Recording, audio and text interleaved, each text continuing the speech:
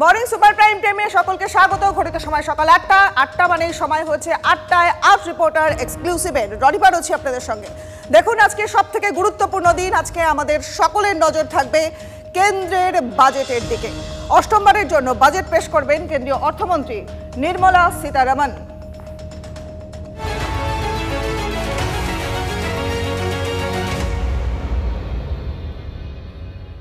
আজ কেন্দ্রের budget pass, অষ্টমবারের জন্য বাজেট পেশ হবে।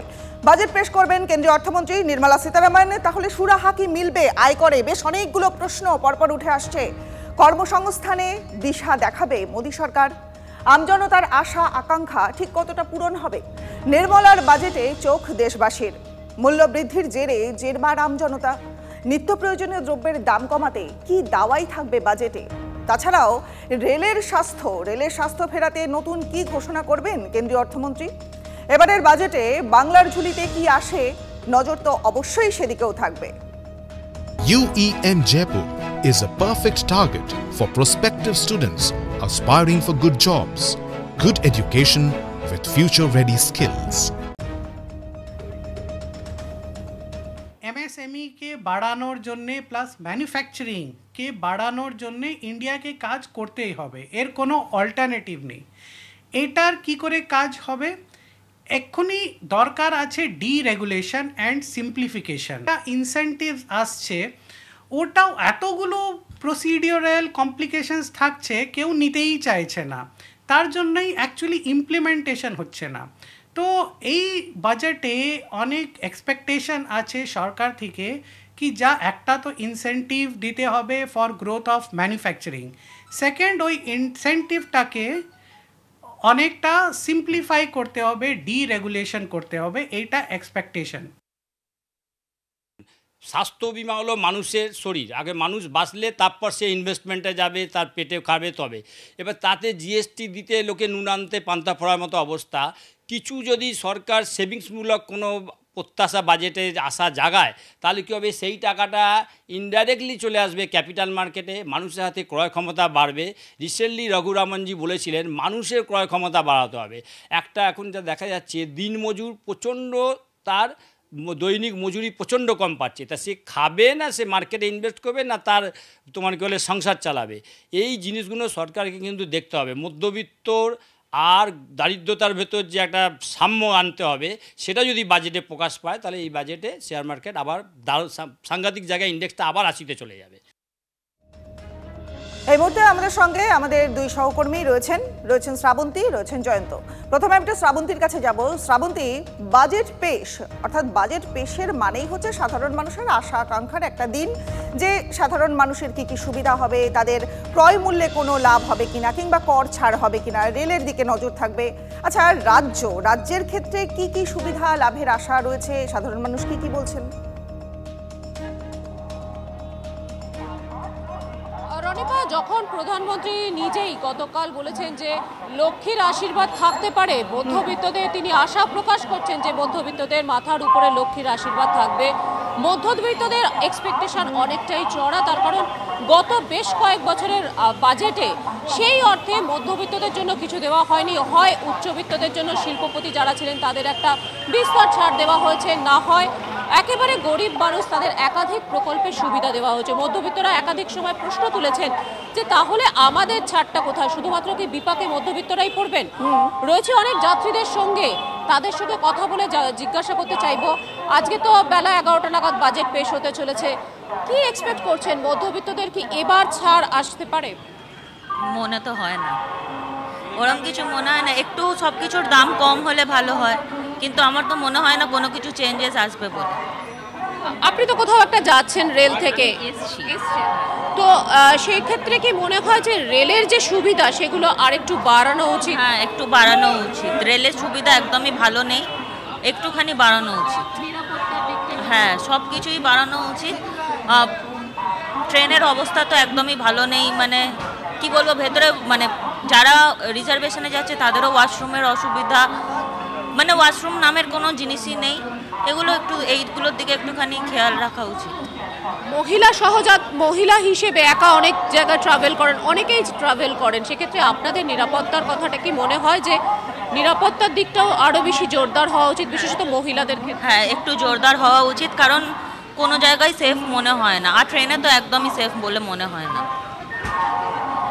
আমরা শুনছিলাম যে তারা কিন্তু প্রথম থেকেই একটা জিনিস বলছিলেন, একদিকে রেল যাত্রী হিসেবে অনেক এক্সপেকটেশন রয়েছে, নিরাপত্তার দিকটা অন্যতম বিষয়।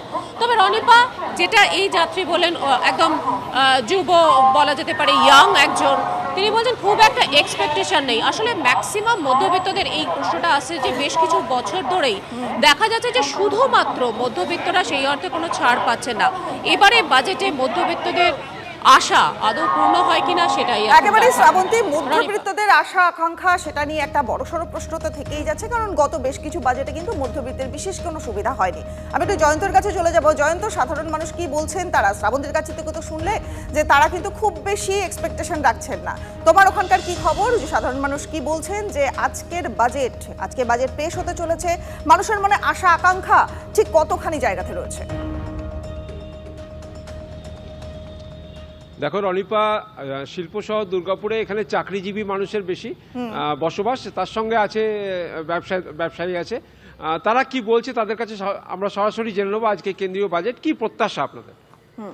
প্রত্যাশা, প্রত্যেকটা জিনিসপত্রের দাম আমি চাইবো একদম গরিবের মতো হোক, প্রত্যেকটি গরিব মানুষ যাতে সুযোগ পাক। আপনার কি চান? আপনি কি চান? পেট্রোল ডিজেল এগুলো কমুক, এবং জিএসটি যেটা ধার্য করা হয়েছে ব্যবসার ক্ষেত্রে বিভিন্ন, আজকে আমাকে একটা জিনিস কিনতে যাওয়া পর্যন্ত কোনো মল পর্যন্ত আমাকে ট্যাক্স দিতে হচ্ছে, সেইগুলো যেন ছাড় পায়।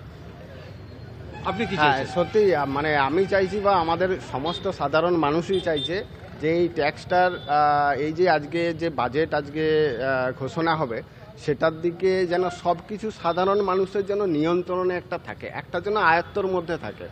যেমন ধরুন, একটা সাধারণ মানুষ আজকে যদি বাজার যায়, সে হয়তো ব্যাগ ভর্তি টাকা নিয়ে যাচ্ছে কিন্তু ব্যাগ ভর্তি জিনিসপত্র নিয়ে ফিরে আসতে পারছে না, মানে এতই নিত্য প্রয়োজনীয়, মানে টাকার দামটা কমে গেছে, জিনিসপত্রের দাম অনেক বেড়ে গেছে। আর প্রত্যেকটা জিনিসের চারিদিকে ট্যাক্স।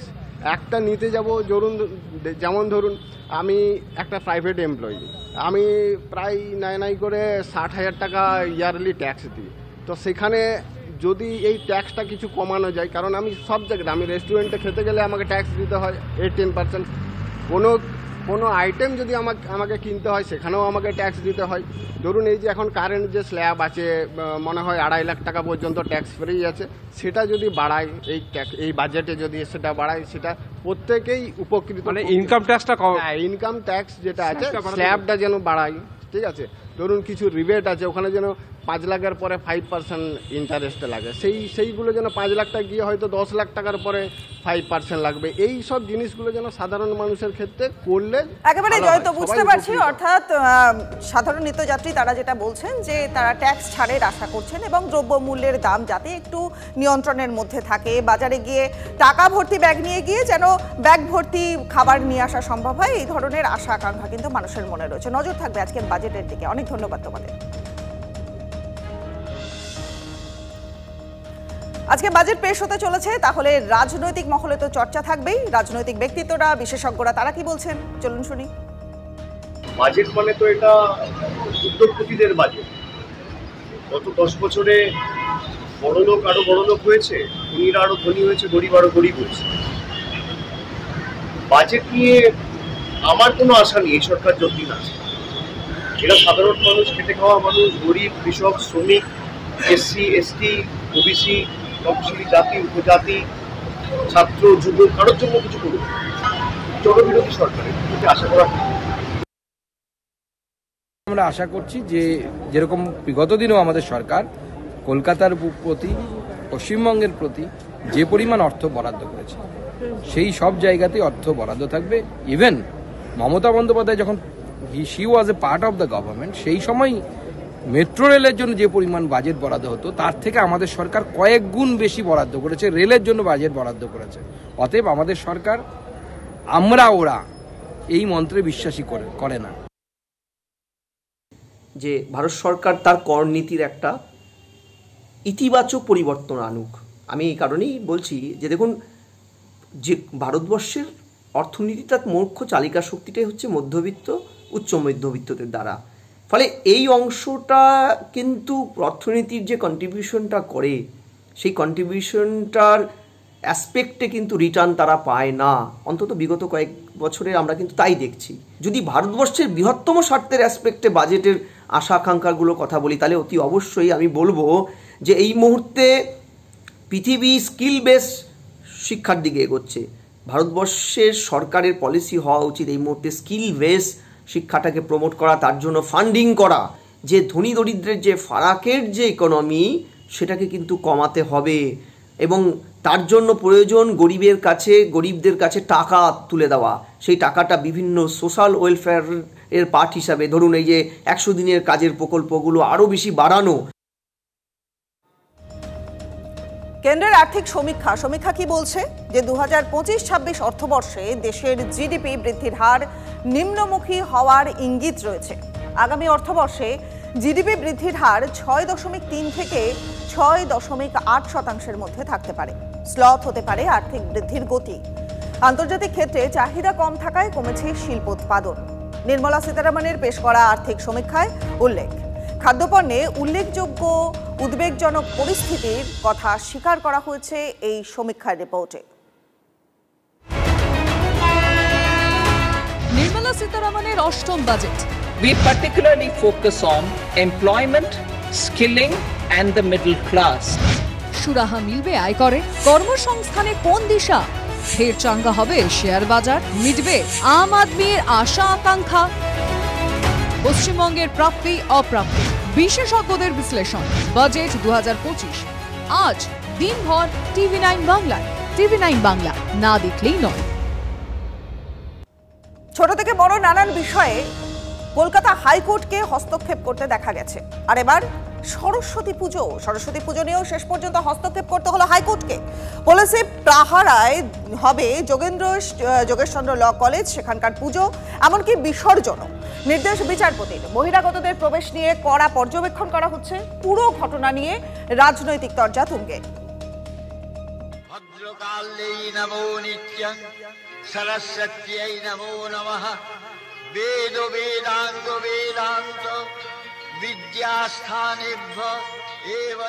বিদ্যাস্থানেই বিদ্যাদেবীর পুজো ঘিরে টানাটানি, যা মেটাতে হস্তক্ষেপ করতে হলো উচ্চ আদালতকে। যোগেশচন্দ্র কলেজে পুলিশ মোতায়েন করে সরস্বতী পুজোর অনুমতি দিল কলকাতা হাইকোর্ট। মোহাম্মদ সাবির আলী নামে একজন বহিরাগত, সে এসে বলছে সরস্বতী পুজো হতে দেবো না। গুরুত্বপূর্ণ ফেস্টিভ্যাল হলো সরস্বতী পুজো, সবার সরস্বতী পূজা করার অধিকার আছে, তাহলে আমাদের নেই কেন? ল কলেজ চত্বরে সরস্বতী পুজো করতে বাধা, পুজোর জায়গায় অবৈধ নির্মাণ করেছে বহিরাগতরা। এই অভিযোগ তুলে হাইকোর্টের দ্বারস্থ হয়েছিলেন এক আইন পড়ুয়া। শুক্রবার তার শুনানিতে বিচারপতি জয় সেনগুপ্তর নির্দেশ। কোথায় পুজো হবে সিদ্ধান্ত নেবেন দুই কলেজের প্রিন্সিপাল। পুজো হবে কলকাতা পুলিশের যুগ্ম কমিশনার পদমর্যাদার আধিকারিকের নজরদারিতে। চারু মার্কেট থানাকে অস্থায়ী নির্মাণ ভেঙে দিতে হবে। নির্মাণ ভাঙার সময় ভিডিওগ্রাফি করতে হবে। পুজো এবং বিসর্জন নির্বিঘ্নে করতে প্রচুর পুলিশ কর্মী নিয়োগ করতে হবে। মামলার পরের শুনানি 5ই ফেব্রুয়ারি।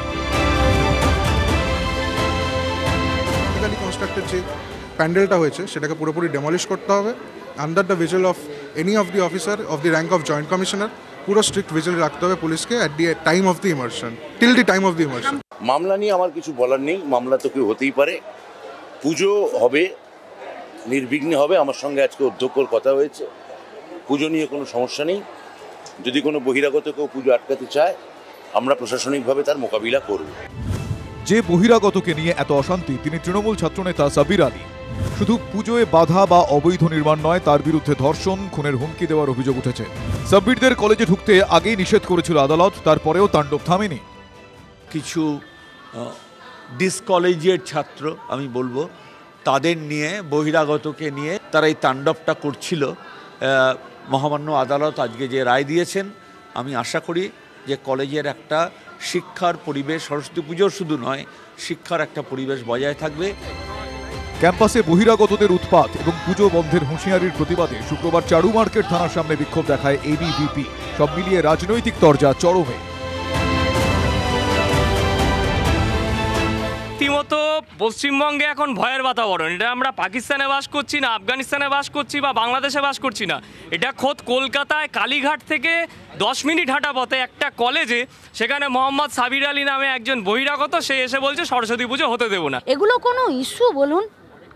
পশ্চিমবঙ্গের স্কুলগুলো আজকে ছাত্র শূন্যতা, মাস্টারমশাইয়ের শূন্যতা, গ্রুপ ডি গ্রুপ সি এর শূন্যতা, কলেজগুলো সিট ফুল হচ্ছে না, বেকাররা চাকরি পাচ্ছে না, পরিযায়ী শ্রমিক হয়ে যাচ্ছে, সেখানে পুজো কোথায় হবে তার জল গড়াচ্ছে হাইকোর্ট অবধি। এগুলো কিছু কিছু লোক আছে যারা পাকা বা যারা ওই বিজেপিকে সুবিধা করতে চায়, তাদের এজেন্ট, তারা এই কাজগুলো করে। সরস্বতী পুজো হবে না এরকম কোনো জায়গা নেই বাংলায়। যোগেশের মাননীয় অধ্যক্ষ তিনি তো বিজেপির লোক, বিজেপির হয়ে কথা বলেন, বিজেপির হয়ে বিতর্ক সভায় যান, ফলে বিজেপির পারপাস সার্ভ করার জন্য অন্য ধর্মের একজনের নাম করে দিয়ে সরস্বতী পুজো করতে দিচ্ছে না বলে দিচ্ছে। সেই ছেলেটি নিজেও সরস্বতী পুজোর অর্গানাইজার, ফলে এই ধরনের কথা বলছে। রবিবার বাগদেবীর আরাধনা, ল কলেজের পড়ুয়ারা যখন মন্ত্রোচ্চারণ করবেন সরস্বতী মহাভাগে বিদ্যে কমলোচনে, তখন তাদের ঘিরে থাকবে সশস্ত্র পুলিশ। বিদ্যাস্থানে এর থেকে বড় বিড়ম্বনা কি হতে পারে, তাও আবার মুখ্যমন্ত্রীর কলেজে। Bureau report, TV9 Bangla. Jogeshchandra law কলেজে হাইকোর্টের নির্দেশে কিন্তু বহিরাগতদের প্রবেশ নিষিদ্ধ করা হয়, কিন্তু তা সত্ত্বেও বহিরাগতদের তাণ্ডব চলছে। সেখানকার পড়ুয়া তারা অভিযোগ করছেন যে সন্ধ্যার পর দলবল নিয়ে ক্যাম্পাসে ঢুকে মারধরের হুমকি তৃণমূল নেতা সাব্বির এবং তার দলবলের বিরুদ্ধে। সাব্বির আলী অলরেডি ঢুকে গেছে আমাদের কলেজ ক্যাম্পাসে, যেটা হাইকোর্টের নির্দেশ হতো, প্রথমে কথা মানেইনি। আমরা যখন ঢুকতে যাচ্ছি ও আমাদেরকে বাঁশ তুলে মারার মতো মানে একটা করেই ফেলেছে, ওটা বাঁশ খুঁজছিল লিটারেলি, আর বলছে যে বাঁশ দিয়ে মেরে দেবো। এটা একটা হুমকি আমরা কেন শুনবো? আর একটা অকথ্য ভাষায় গালিগালাজও করে। তো আমরা একটা বহিরাগতর থেকে কলেজের এক্সিস্টিং স্টুডেন্ট হয়ে আমরা কেন এগুলো সহ্য করব? যেখানে পুলিশ প্রোটেকশন আছে, পুলিশ সামনে দাঁড়িয়ে আছে, মেন গেটে পুলিশ আছে, পেছনের গেটে কেন কোনো পুলিশ নেই? কতই রঙ্গ দেখবো এই দুনিয়ায়ও ভাইরে, বিচারপতির বিচার দেওয়ার সত্ত্বেও একটা লোক ঢুকে যাচ্ছে, পুলিশের কোনো হস্তক্ষেপ নেই। আমরা কোন দেশে বাস করছি? আমরা ল স্টুডেন্ট হয়ে এখন বলছি যে আমরা পুলিশের সামনে দিয়ে ঢুকে চলে গেল, পুলিশ বলছে আমরা দেখতে পাইনি। কোন দেশে বিচার আছে? কোন দেশে আমরা আছি? তো রঙ্গের পর রঙ্গ চলে যাচ্ছে, আমাদের মেয়েদেরকে বলছে মেরে ফেলে রেখে দেবে। ক্লাসরুমের মধ্যে পড়ুয়াকে বিয়ে, চাঞ্চল্যকর খবর। শাস্তির মুখে পড়তে চলেছেন ম্যাকাউটের অধ্যাপিকা। বিশ্ববিদ্যালয়ের তদন্ত কমিটির রিপোর্টে পায়েল বন্দ্যোপাধ্যায়ের সমস্ত দাবি খারিজ করা হলো। এটা ড্রামা বা প্রজেক্ট নয়, নিছকই তামাশার জন্য অধ্যাপিকা এটা করেছিলেন উল্লেখ রয়েছে সেই রিপোর্টে। ডিসিপ্লিনারি কমিটি পদক্ষেপ করবে অধ্যাপিকার বিরুদ্ধে। ক্লাসরুমের মধ্যেই পড়ুয়ার সঙ্গে মালা বদল করে বিয়ে সারেন অধ্যাপিকা। সোশ্যাল মিডিয়ায় শোরগোল ফেলে দেয় ক্লাসরুমের বিয়ের ভিডিও। অধ্যাপিকা তিনি দাবি করেন যে এটা আসল বিয়ে নয়, শিক্ষার্থীদের শেখাতে মনস্তাত্ত্বিক নাটকের অংশ। পরের খবরে নজর রাখবো বালিগঞ্জ এবং কাকুরগাছিতে নন ইন্টারলকিং এর কাজের জন্য বিঘ্নিত হবে রেল পরিষেবা। শনিবার মধ্যরাত থেকে সোমবার ভোর 4টে পর্যন্ত ব্যাহত শিয়ালদা ডিভিশনে ট্রেন চলাচল। শিয়ালদা ডিভিশনে বাতিল হচ্ছে এক গুচ্ছ লোকাল, সংক্ষিপ্ত করা হয়েছে বেশ কিছু ট্রেনের যাত্রাপথ। ঘুরপথে চলবে বেশ কিছু ট্রেন, বেশ কয়েকটা স্পেশাল ট্রেন চালানোর সিদ্ধান্ত নিয়েছে রেল।